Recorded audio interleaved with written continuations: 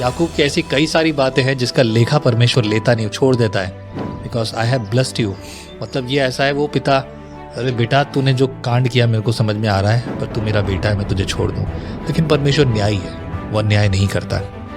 भले इब्राहिम आपके दादा हो, इसहाक आपके पिता हो, पर आपका एक व्यक्तिगत संबंध भी परमेश्वर से जरूरी है। हाँ हाँ, आपका एक व्यक्तिगत अहद भी परमेश्वर से जरूरी है।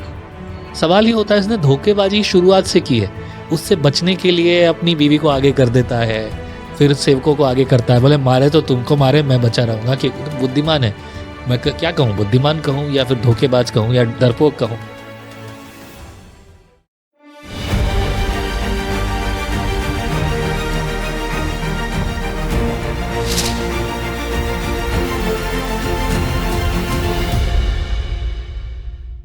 प्रेज़ द लॉर्ड, जय मसीह की। स्वागत है आपका एक और बार विजनरी रेडियो टीवी के इस खास प्रोग्राम जिसका नाम है मैन इन द बाइबल। एक ऐसा प्रोग्राम जिसमें आप बाइबल कैरेक्टर्स के बारे में ही नहीं, परंतु उन कैरेक्टर्स के व्यवहार के साथ साथ परमेश्वर की योजना को, परमेश्वर की इच्छा को जानेंगे, सीखेंगे, समझेंगे और पहचानेंगे, ताकि आप अपनी जिंदगी परमेश्वर के वचन के अनुसार जिएं जैसा प्रभु चाहता है। और आज हम बात करने वाले हैं एक ऐसे कैरेक्टर के बारे में जिस कैरेक्टर की नींव परमेश्वर के वचन पर रखी गई और जिस कैरेक्टर के नाम से मसीह भी पहचाना गया। हम बात करेंगे इज़राइल के बारे में, याकूब के बारे में। और इस विषय पर बात करने के लिए हमारे बीच में है रेवरेंड भास्कर फेडरिक। आइए मुलाकात करते हैं, मिलकर एक साथ करते हैं। प्रेज द लॉर्ड पास्टर साहब। Praise the Lord. बहुत बहुत शुक्रिया हमारे साथ हमेशा होने के लिए। ये मुद्दा ऐसा है, मैं सोचता हूँ कि आपकी मदर ये कह के चली गई कि इस बात से बहुत बड़ी सेवकाई होने वाली है, राइट। और मैं सोचता हूँ कि एट दैट मच एज, उस उम्र में उन्होंने जो बात कही वो विजनरियों की बात है, हर कोई ये नहीं बोल सकता। और वो भी जिन्होंने कभी इतनी ज़्यादा टेक्नोलॉजी देखी नहीं, पर फिर भी वो ये कह के गई, means she was a great visionary. पर मुझे पता नहीं है मेरी और आपकी ज़िंदगी के दिन कितने हैं, प्रभु जानता है। पर इन दिनों में जो हम सेवकाई प्रभु हमसे ले रहा है, इस सेवकाई के द्वारा लोगों की ज़िंदगी में बहुत बड़ा काम होगा। आमीन। याकूब की ज़िंदगी एक बड़ी खास ज़िंदगी है और थोड़ी चुलबुली भी है। और मैं सोच रहा हूँ कि मुझे लगता है कि याकूब ऐसा व्यक्ति है जिसके पापों का हिसाब परमेश्वर ने लिया नहीं, और प्रभु ने उसके बारे में बोला कि ठीक है, छोड़ जाने दो। इज़राइल को आशीष दी है और लिखा है कि धन्य वो जिसका लेखा यहोवा ना ले। तो याकूब की ऐसी कई सारी बातें हैं जिसका लेखा परमेश्वर लेता नहीं, छोड़ देता है। Because I have blessed you, मतलब ये ऐसा है वो पिता, अरे बेटा तूने जो कांड किया मेरे को समझ में आ रहा है, पर तू मेरा बेटा है, मैं तुझे छोड़ दूं। लेकिन परमेश्वर न्यायी है, वो अन्याय नहीं करता, तो छोड़ता नहीं है। लेकिन परमेश्वर याकूब को फिर भी ब्लेस करता है। जी हाँ। And that's what we are talking about, the main character here, Yakub. What is say about that? जी, याकूब का जीवन अपने आप में एक माइलस्टोन है पवित्र बाइबल में, क्योंकि ये वो जीवन था, वो चरित्र था जिसको परमेश्वर ने नाम दिया इज़राइल जी, और जिसके ऊपर आज भी हम एक देश देखते हैं। और परमेश्वर ने ये जो आशीषित नाम दिया है इज़राइल, इससे ये कैरेक्टर अपने आप में एक माइलस्टोन पवित्र बाइबल के अंदर बन जाता है। बिल्कुल सही बात कही। वो सारी आशीषें, बरकतें जो परमेश्वर ने इब्राहिम को दी, उनको ये कैरी करके चलता है और बढ़ जाती है उसमें। जहाँ इसका नाम बदलता है, पवित्र बाइबल में हम देखते हैं परमेश्वर ने अब्राहम का भी नाम बदला, उसको अब्राहम से इब्राहिम बनाया। परमेश्वर नामों को बदलता है जी। पर इसको जो नाम मिला, सबसे धन्य, खूबसूरत और आशीषित नाम इज़राइल जी, जिसके ऊपर आज भी हम एक देश को देखते हैं। सही कहा। तो ये बहुत ही गहरा कैरेक्टर है और सीखने लायक कैरेक्टर है। हालांकि शुरुआत वैसी नहीं हुई जैसा हम देखते हैं। शुरुआत में हमें कई अप्स एंड डाउन्स हमें देखने को मिलते हैं, पर उसका भी कारण हमें बाद में समझ में आता है। पवित्र बाइबल में पुराने नियम में परमेश्वर ने अपने आप को संबोधित किया कि मैं अब्राहम, इसहाक और याकूब का परमेश्वर हूँ। इसकी जगह दूसरा नाम भी हो सकता था, उसके भाई का नाम हो सकता था, पर वो क्यों नहीं हुआ? क्योंकि इसका भाई अपने शारीरिक कामों के अंदर लग गया। उसके भाई ने एक समय के भोजन के लिए अपना पहलौठे होने का हक बेच दिया। उसने पहलौठे होने के अधिकार को तुच्छ जाना जो एसाव था वो इतना शारीरिक था कि एक समय के भोजन के लिए उसने उन सारी आशीषों को जो परमेश्वर ने इब्राहिम को दी, इज़ाक को दी, वो सारी आशीषें इब्राहिम और इज़ाक की वो एसाव की होती, पर वो एसाव की ना हो के याकूब की क्यों हो गई? क्योंकि एक समय के भोजन के लिए उसने आत्मिक आशीषों को तुच्छ जाना। जब हम ये बात करते हैं ना कि उसने तुच्छ जाना दे दिया, मुझे लगता है कि भाइयों के बीच के आपस की ये मस्करी नहीं है, मस्ती नहीं है। नहीं, परमेश्वर आत्मिक बातों को बड़ी संजीदगी से लेते हैं और याकूब इस बात की ताक में थे, पर यहाँ एसाव का चरित्र बताते हैं। देखिए, परमेश्वर आशीष उसी को देता है जो उसको संभालना जानता है। हाँ, सही कहा, ये बात तो सही है। मतलब ऐसे आदमी के हाथ में कार दे के क्या फायदा जो पेट्रोल भी न डाल सके। जी हाँ। तो जब आप एक समय के भोजन के लिए आत्मिक आशीषों को तुच्छ जान रहे हो, तो परमेश्वर आगे आने वाली आशीषों को कैसे उसको दे सकता था? सही बात है। तो वहीं पे एसाव हट गया और याकूब जो है वो परमेश्वर के सामने आ गए। फिर उसके बाद हम देखते हैं कि जब हालांकि सांसारिक तौर पे उसने एक बड़ा छल किया और अपनी माँ रिबका के सिखावे पे आके वो अपने पिता की सारी आशीषों को ले जाता है और ऐसा उसको मारने के लिए पीछे दौड़ता है, उसको जान बचा के भागना पड़ता है अपने पिता के घर से। सही बात है।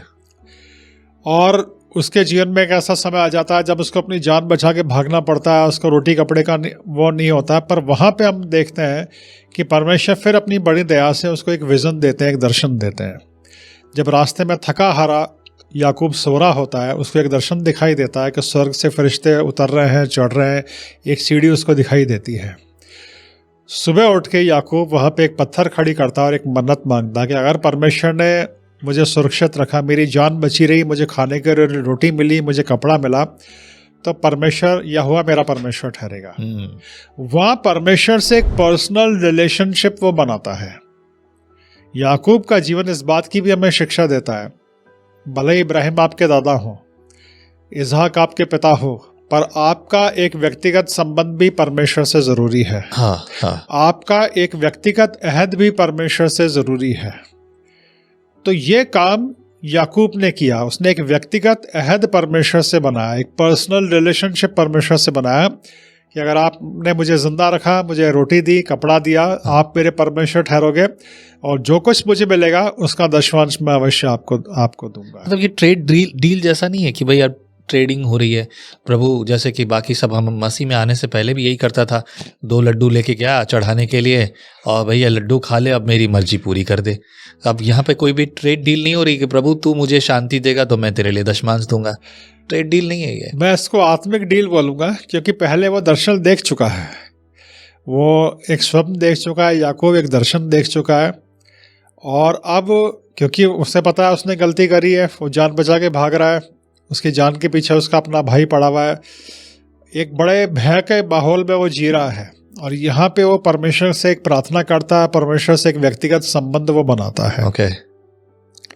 साथ ही इसमें ये भी एक बड़ी शिक्षा है कि एक समय वो जीवन जो भय से भरा हुआ था, जिसको ये नहीं पता था कल मैं जिंदा रहूँगा, मुझे कल रोटी मिलेगी या नहीं मिलेगी, मुझे कपड़ा मिलेगा या नहीं मिलेगा, वो नहीं जानता था कि परमेश्वर ने न सिर्फ उसके लिए ज़िंदगी रखी है, परमेश्वर ने उसके लिए पूरा एक देश रखा है जो आगे चल के इजराइल बना है। पर यहाँ एक और बात मैं देखना चाहता हूँ कि याकूब ने अपने बड़े भाई एसाव के साथ धोखा किया। उसका नाम भी जो है वो इसी तरह रखा गया, वो अड़ंगा मार के ही पैदा हुआ।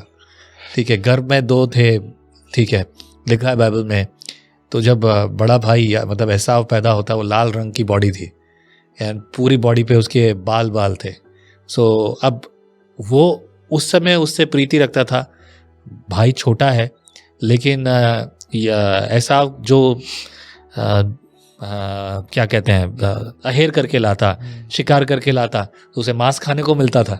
मतलब खाना तो उसे रोटी सब्जी था, लेकिन मांस खाने को मिलता, चटपटा खाने को मिलता, क्योंकि बड़ा भाई शिकारी था, वो किसान नहीं था। वो शिकारी खाना बदोश जीवन और जो वो सब कुछ, ये किसान था।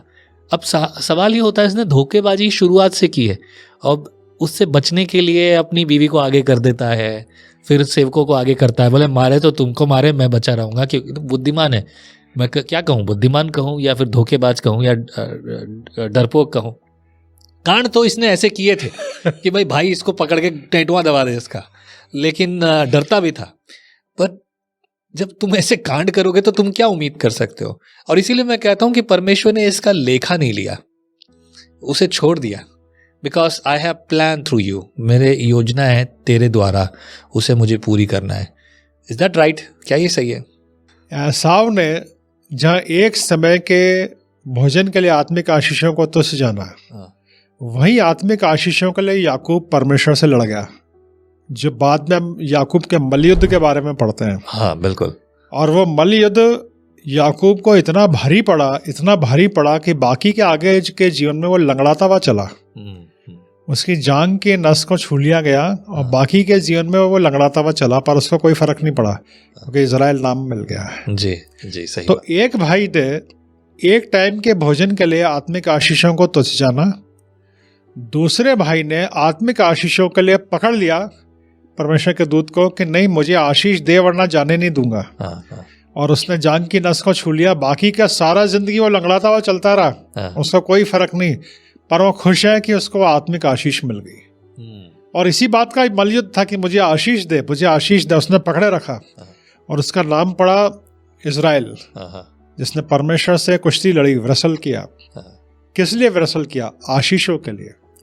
तो एक जीवन एक समय के लिए भोजन के लिए आत्मिक आशीषों को जाने दे रहा है और एक अपने शरीर की चिंता किए बिना लड़ रहा है आत्मिक आशीषों के लिए। तो ये मुख्य समानता थी दोनों भाइयों में। देखा जाए एक बात है, अभी हमने पुराने एक एपिसोड में बात की थी इसहाक के बारे में। Ishaq was the one who was actually following his father Abraham ji, but these two boys they were not exactly the same like his father.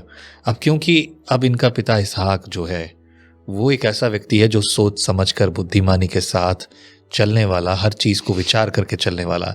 आपने बताया कि कुएं भी खोदे गए तो ऐसा नहीं है कि कुएं के लिए लड़ा, ये मेरा कुआं है, तुम्हारी हिम्मत कैसे भी, तुमको क्या लगता है तुम आके कब्जा कर लोगे, दे दूंगा तुमको ऐसे ही, मैं भी मेरे बाप का बेटा हूं। उसने ऐसा कोई व्यवहार नहीं किया। And he was quite simple, easy, और उसे परमेश्वर ने कमी भी नहीं होने दी। तकलीफ तो जरूर हुई जब कुआं ले लिया, पानी पीने को पानी नहीं है, तकलीफ तो हो रही जब तक नया कुआं ना खुद जाए, बट ही वाज ब्लेस्ड। सवाल अब यह आता है कि ये जो लड़के हैं ये अपने पिता इसहाक के समान नहीं चले। That's what I see. What is it? जी हाँ, अगर हम शुरू के इनके चरित्रों को देखेंगे तो बिल्कुल हमें यही दिखाई देता है कि अपने पिता से थोड़ा सा अलग चले, पर बाद में जैसे मैंने कहा व्यक्तिगत संबंध बनाने के द्वारा याकूब वापस से परमेश्वर की राह पे आ गए। हाँ। परमेश्वर से प्रार्थना करी कि आप मेरे परमेश्वर होंगे, और बाकी के जीवन पे भी हम देखते हैं। खास तौर पे इस मल्लयुद्ध में हम याकूब के कैरेक्टर को देखते हैं, जहाँ पहलौठे का अधिकार छोड़ने पे एसाव का कैरेक्टर सामने आता है, उस मल्लयुद्ध में याकूब का कैरेक्टर सामने आता है कि शरीर चला जाए, शरीर मर जाए, खत्म हो जाए, घायल हो जाए, आत्मिक आशीषें चाहिए मुझे। वो पूरा मल्लयुद्ध यही बताता है। उसने जकड़े रखा कि नहीं, मुझे आशीष दे, मैं जाने नहीं दूंगा। मतलब उसने ये सीख लिया था कि ये चीज मेरी लाइफ के लिए कितना इंपॉर्टेंट है, ये बात समझ लेना। तो मेरे ख्याल से ये वही बात है जो मैंने सवाल पूछा। अपने पिता से उसने ये सीख लिया कि परमेश्वर यहोवा से आत्मिक आशीषें मिलती है, बिल्कुल। और इसीलिए उसने ये मल्लयुद्ध को भी पूरी ताकत से लड़ा। जीत तो सकने की सवाल ही पैदा नहीं होते, लेकिन फिर भी पूरी ताकत से लड़ा ताकि वो प्राप्त करे जो उसे मिलना चाहिए। पर बेचारा एसाव, ही लॉस्ट, एंड अंत में वो अपने भाई के अधीन में रहा। उसके साथ ही रहना पड़ा। पर एसाव के लिए कितनी मुश्किल बातें रही होंगी है। नहीं, पर उसका जिम्मेदार वो स्वयं ही था, उसने दे दिया, उसने सब कुछ दे दिया। और इब्रानियों की पत्री में भी 12 अध्याय में इस बात का वर्णन है कि हम में से एक शिक्षा है हमारे लिए कि हम में से कोई ऐसी गलती ना करे कि आत्मिक बातों को तुच्छ जाने, क्योंकि बाद में फिर रोने के बाद भी, पछताने के बाद भी एसाव को सब वापस नहीं मिला। परमेश्वर को, परमेश्वर के राज्य को, परमेश्वर की बातों को हमें कहीं भी हल्के से नहीं लेना है। मुझे याद है कि जब मैं मसीह में आया तब लोग मुझसे पूछते थे और बोलते थे, ये बात मेरे सामने आई और अक्सर ये बात आपको भी अच्छे से पता होगी। तू चुन ले आज किसको चुनता है। क्या तुझे यीशु मसीह चाहिए या फिर तुझे 1,00,000 रुपए चाहिए। मेरे परिवार के कुछ ऐसे लोग हैं जिन्होंने मुझसे कहा, उन दिनों 20 साल पुरानी बात है, मसीह में आया तो अभी 1,00,000 रुपए बड़ी रकम हुआ करती थी। और ऐसा लोग झूठे बातें करते हैं, भाई क्रिश्चियन बन जा तो पैसे मिलते हैं। मुझे तो मसीह छोड़ने के लिए पैसे मिल रहे थे। मेरी माँ देने वाली थी और भी कुछ ऐसे लोग हैं वो देने वाली थे। और मैंने धन्यवाद प्रभु का कि मैंने आशीष ही चुनी, क्योंकि मसीह है तो सब कुछ है। और मुझे लगता है कि इसहाक ने भी सही चुनाव किया जी, उसने भी परमेश्वर को चुनाव किया। एंड कभी कभी लगता है कि मैं इस बात पर बहुत सोचता हूँ कि देवर I don't know how do you see that. मुझे एक बाइबल कॉलेज याद है और वो लोग प्रार्थना करते थे। बाइबल कॉलेज के स्टूडेंट्स कैसे, उनको इस बात की ट्रेनिंग दी जाती है कि वो सुबह उठकर प्रार्थना करें। बहुत सारे लोग सुबह उठ कर दुआ नहीं करते, खासतौर से बाइबल कॉलेज के स्टूडेंट। कितनों में यह वाकई में दिल में होता है। आप भी स्टूडेंट रहे, हॉस्टल में रहे आप जी। क्या दिल से आप सुबह उठ के दुआ करने की इच्छा होती थी क्या? शुरू में नहीं होती थी ना? लेकिन जब परमेश्वर ने सिखाया प्रार्थना के महत्व के बारे में, तो परमेश्वर अपने आप घुटनों पर ले आया प्रार्थना के जीवन में। लेकिन जब तक नहीं सीखा था तब तक नहीं था, जबरदस्ती होता था ना। नहीं भी होता, जब तक सीखा ही नहीं था तो होता भी नहीं था। तो यही चीज है, मैं बोल रहा हूँ कि ये जब लोग इकट्ठे कर दिए जाते हैं ना, क्योंकि अब सबको उठ के बैठना है, वो था सूचे मन से दुआ करना। जी जी, मतलब it was not from in a heart, अंदर के मन से नहीं है, सूचे मन से दुआ करना। लेकिन परमेश्वर सूचे मन की दुआ भी सुनता है, क्योंकि अगर आप सही दुआ कर रहे हो तो। और इन लड़कों के साथ मेरे ख्याल से ऐसा ही था, सूचे मन से कि ठीक है बाप ने कहा है कि ये आशीष है तो ये होता है बेटा, यही सब कुछ है। अच्छा कहा है तो सही है। जैसे कि बहुत सारे लोग पढ़ाई इसलिए करते हैं कि नहीं पढ़ाई करना ज़रूरी है, क्योंकि माँ ने धक्का लगाया, बाप ने लात मारी है कि जाके बेटा पढ़ाई कर ले, तब जाके समझ में आता है। फिर दूसरों को देख के जब परिस्थितियाँ आने लगती हैं तब समझ में आता है, ओ पढ़ाई इतनी ज़रूरी है, अच्छा ये करूँगा नहीं तो मैं मजदूर बनूंगा, नौकरी नहीं लगेगी और ये होगा और वो होगा। तब जाके लोगों ने करना शुरू किया। ये सूचे मन की दुआ तो नहीं है, सूचे मन से तो परमेश्वर को खोजने में नहीं लगे हुए थे। ये मेरा सवाल है। शुरू में हो सकता है ऐसा था, लेकिन जब याकूब ने एक व्यक्तिगत प्रार्थना, जैसे मैंने कहा, उस स्थान पे की जहाँ पे उसने दर्शन देखा, हाँ। तो वहाँ उसके लिए सब कुछ बदल गया। क्या बात है। हम किस रीति से उस चीज को देखते हैं? अगर हम समर्पित हैं तो फिर हमारे जीवन में व्यवहार बदलते जाएंगे।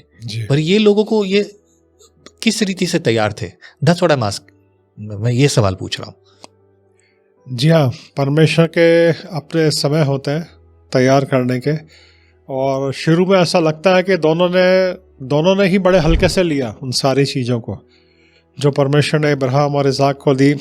पर याकूब के जीवन में जो बदलाव आया, जो धक्का लगा, जो उसको भागना पड़ा घर से, वहाँ उसके लिए सब कुछ बदला।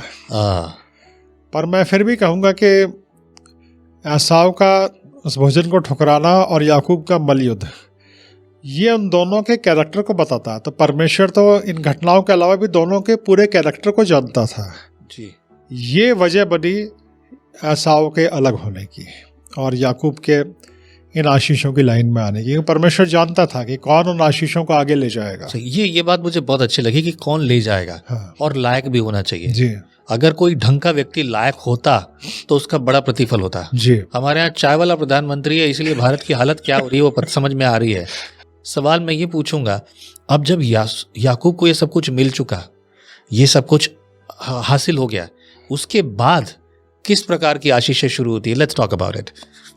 जी हाँ, जब वो अपने मामा के घर से वापस लौटता है, अब वो धनवान बन चुका है, अपने भाई से कह रहा है कि भाई तू आशीषें ले ले, और उससे वहीं पे उससे पहले, उस मुलाकात से पहले वो मलयुद्ध का समय आता है जहाँ वो आत्मिक तौर पे भी आशीषित हो जाता है। और सबसे बड़ा चेंज तो ये आया कि परमेश्वर ने उसका नाम बदल दिया। अब उसका नाम हो गया इजराइल। सही बात है, अब उसका नाम हो गया इजराइल। हाँ। इस इजराइल के 12 बेटे हुए जो आगे चल के इजराइल के 12 गोत्र बने जी। और ये इजराइलियों का जो वंश है वो फैलता चला गया। वो वायदा, वो वाचा है जो परमेश्वर ने इब्राहिम से की थी, वो याकूब के आशीषित जीवन के द्वारा और फैलती चली गई। याकूब को एक नया नाम मिल गया इजराइल। हाँ। है ना, इब्राहिम या याकूब की तरह का ना होके उस देश का नाम पड़ा इजराइल, याकूब के इस मलयुद्ध की वजह से। तो ये एक बहुत बड़ी आशीष है, पूरे बाइबल में एक बहुत बड़ी आशीष है। हाँ, ये नाम बदलना जरूरी था क्या? जी। अगर वो ये भी कह देता प्रभु यहोवा कि तेरी जाति जो है, तेरे द्वारा जो उत्पन्न होने वाले लोग वो सब इजराइल कहलाएंगे, वो ठीक है, ये कह भी दिया परमेश्वर ने, हो भी गया। बट क्या याकूब को इजराइल कहना ये जरूरी था क्या? जैसे कि परमेश्वर ने अब्राहम का नाम बदला, सारा का नाम बदला, मतलब मैं कहूँगा प्रोनाउंसिएशन थोड़ा और बदल गया। But let me ask you this thing, is that necessary? हाँ, वो उस मलयुद्ध का रिवॉर्ड था और आत्मिक बातों के लिए उसने जो मलयुद्ध किया है, मैं इसे एक प्रार्थना का संघर्ष बोलूँगा, क्योंकि वचन में भी साफ लिखा है। वो सब चीज़ों से हट गया, उसने अपने परिवार को भी सेफ कर दिया और एकांत में वो प्रार्थना करने लगा, परमेश्वर से प्रार्थना कर रहा है। और ये रियलाइज कर रहा है कि ये आज जो सारी चीज़ें हैं, यहोवा परमेश्वर मैं इनके लायक नहीं था, मैं इनके लायक नहीं था, लेकिन परमेश्वर की आशीषों को रियलाइज करते हुए वो प्रार्थना कर रहा है। हालांकि उसमें एक भय का भी कारण है कि अपने भाई से वो डर रहा है, ये कहीं भाई आंखें मार नहीं दे, पर फिर भी उसने एक एकांत के स्थान को चुना, उसने प्रार्थना को चुना। जब उसके सामने भय था, भविष्य को लेके वो निश्चित नहीं था कि आगे क्या होने वाला, भाई किस तरह का व्यवहार करेगा, उसने परमेश्वर की उपस्थिति को चुना, उसने प्रार्थना को चुना, उसने आत्मिक मलयुद्ध को चुना। वो वहाँ उसके लिए सब कुछ बदल गया और बहुत बड़ी आशीष वो अपने लिए, अपने आने वाले वंशजों के लिए वो लेके आया। क्या खूबसूरत बात है ना। Means they were not in the right track, सही रास्ते पे तो नहीं थे, लेकिन प्रभु यहोवा के वचन को मानते, सुनते, जानते और परमेश्वर की ओर लालसा रखते हुए, उसकी आशीषों की लालसा रखते हुए उन्होंने अपनी जिंदगी को सही मार्ग पर पाया। That's really amazing. When God wants to do something, He change place, location, person, व्यक्ति को बदलाव जरूरी है। पर एक सवाल अब आपके लिए और मेरे लिए भी है।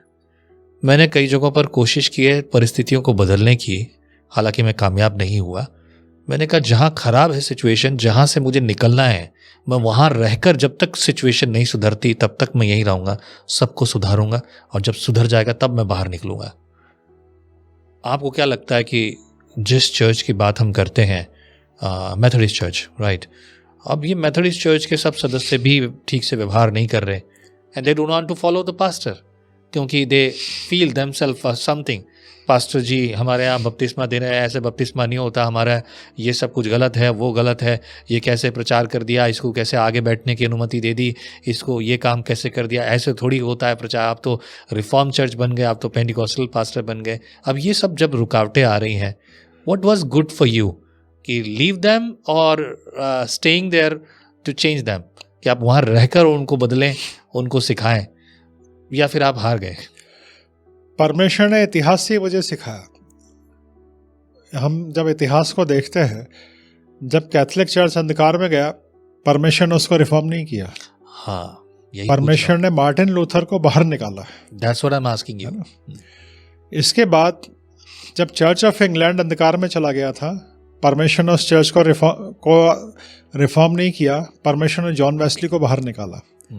पर जॉन वेस्ली के द्वारा ही बना हुआ जो चर्च है, जब वो अपने ट्रेडिशंस के अंधकार में चला गया, परमेश्वर के वचन को छोड़ दिया, हालांकि पूरी शुरुआत बिल्कुल बिब्लिकल और परमेश्वर के वचन के अनुसार थी, लेकिन बाद में जो लोग चर्च के अगुवे बने, जब उन्होंने पवित्र आत्मा की अगुवाई में चलना छोड़ दिया, परमेश्वर के वचन को अलग करके परमेश्वर के उस पर आ गए, तो इतिहास इस बात को सिखाता है कि जो चीज़ बिगड़ जाती है, परमेश्वर उसको रिफॉर्म नहीं करता, उसके अंदर से परमेश्वर एक नई चीज़ को, एक न्यू बिगिनिंग को निकालता है। Amen.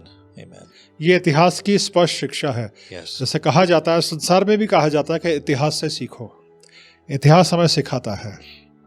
So this is what the reason we can understand कि नाम बदलना और व्यक्ति का स्थान बदलना बहुत ज़रूरी है। बहुत ज़रूरी है, बहुत ज़रूरी है। जैसे हम बात कर रहे हैं इस कैरेक्टर के बारे में, अगर हम देखें कि जो परिस्थितियां हैं, क्या वहाँ रहकर चीज़ों को नहीं सुधारा जा सकता था?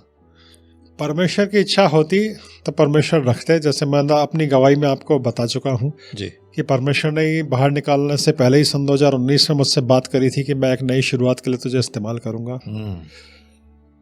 क्योंकि ये परमेश्वर लोगों के मनों को जानते हैं। Yes, exactly. परमेश्वर ने, वहाँ के लोगों ने अपने हृदय को और अपने बल को इतना कठोर कर लिया है कि परमेश्वर के वचन की नई बातों के लिए वो तैयार नहीं थे। जैसा यीशु मसीह के समय में यहूदी कौम ने किया था। यीशु मसीह आए, क्या किया? लोगों ने आराधनालय में से यीशु मसीह को धक्का मार के बाहर निकाल दिया। जो लोग परमेश्वर की व्यवस्था को अच्छे से जानते थे। बड़ा अजीब है ना। ये होता है जब आत्मिक आंखें बंद होती हैं। जब स्पिरिचुअल रेवलेशन नहीं मिलता तो आपको समझ में नहीं आता कि आप कहाँ गलत कर रहे हो। सही बात है। तो इसीलिए परमेश्वर के वचन का सही प्रकाशन होना बड़ा जरूरी है। तो कितना अजीब है ना कि वो लोग हल्ला मचा रहे हैं कि हम परमेश्वर के वचन को फॉलो कर रहे हैं, और जब प्रभु उनके बीच में है तो उसको बाहर निकाल दिया, बोले नहीं यही सही। Quite amazing. कितनी बड़ी मूर्खता है ये। क्या आज की जिंदगी में कभी लोगों के साथ ऐसा होता है? तमाम पुराने चर्चेस में यही हो रहा है। और इसकी बात खुद खुदावन प्रभु यीशु मसीह भी करते हैं प्रकाशित वाक्य में, जब वो लौदीकिया की कलीसिया से कहते हैं कि मैं बाहर खड़ा हुआ दरवाजा खटखटा रहा हूँ। क्या बात कही है। तो हर वो चर्च, चाहे आप किसी भी डिनोमिनेशन की बात कर लीजिए, कोई भी नाम ले लीजिए, लेकिन जो परमेश्वर के वचन के अनुसार नहीं चल रहा, पवित्र आत्मा की अगुवाई में नहीं चल रहा, तो प्रभु उस चर्च के बाहर ही है। सही बात है। वो सिर्फ अपने आप को खुश कर रहे हैं।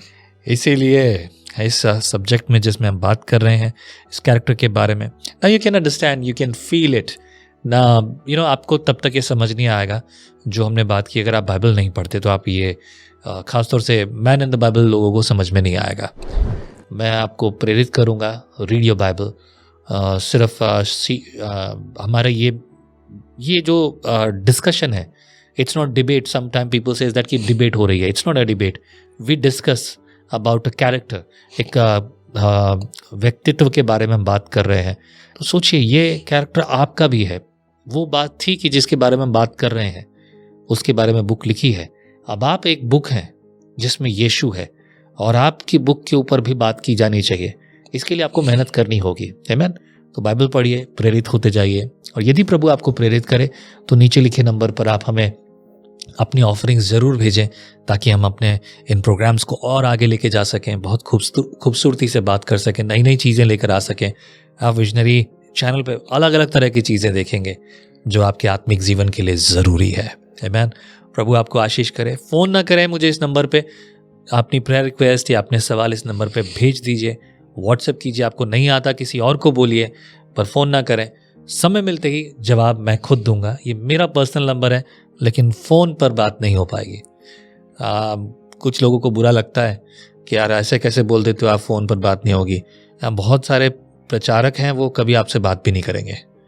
ओके, पर मैं एक मौका खोल के रखा है आपके लिए, आप वो करें। एंड इवन नॉट मी, अब जब पास्टर भास्कर से बात करना चाहते हैं, मौका है आपके लिए। If you want, just drop me a message, I will give his number two you. उस नंबर पर आप फ़ोन ना करें, इनसे भी व्हाट्सएप पर बात करें। ज़रूरी होगा तो ज़रूर फ़ोन पर भी बात करेंगे, वो भी इन सीरियस सिचुएशन, राइट। तो प्रभु आशीष करे।